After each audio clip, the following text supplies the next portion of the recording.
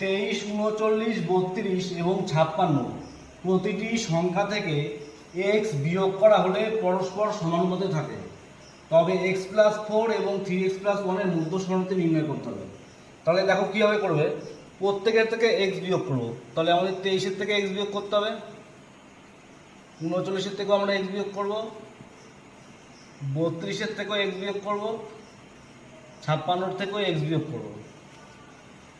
তাহলে প্রথম কাজ হচ্ছে আমাদের এক্স এর মানটা বের করতে হবে, ঠিক আছে। এবার এক্স এর মানটা শর্টকাটে কীভাবে আমরা বের করবো, দেখো এই 23 আর 39-এর বিয়োগফলটা আমাদের দেখতে হবে। তাহলে 39 থেকে 23 যদি আমরা বিয়োগ করি তাহলে আমাদের আসে কত, 16। আর এখানে দেখো 56 আর 32-এর মধ্যে ডিফারেন্স কত হয়, 24, ঠিক আছে। তাহলে এটা কেটে আমরা আরো ছোটো করে নেব। তাহলে আমরা কাটাকাটি করছি 4 দিয়ে, ঠিক আছে, আরও ছোটো করা যায়। তাহলে আমাদের 2:3 আসলো, ঠিক আছে, অনুপাতটা। তাহলে আমরা কি করব, এই যে 3, এই অনুপাত দিয়ে আমরা এটার সাথে গুণ করবো কোনাকুনি। তাহলে 3 গুণ 23, তাহলে 3 23 আমাদের 69, 3-এর সাথে এক্স গুণ করলে -3x, আর এই দিক দিয়ে আমরা গুণ করবো এটা 32 × 64, আর এই 2 দিয়ে গুণ করবো এক্স 2x, ঠিক আছে। তাহলে আমরা এক্সগুলো এক পাশে নিয়ে আসবো।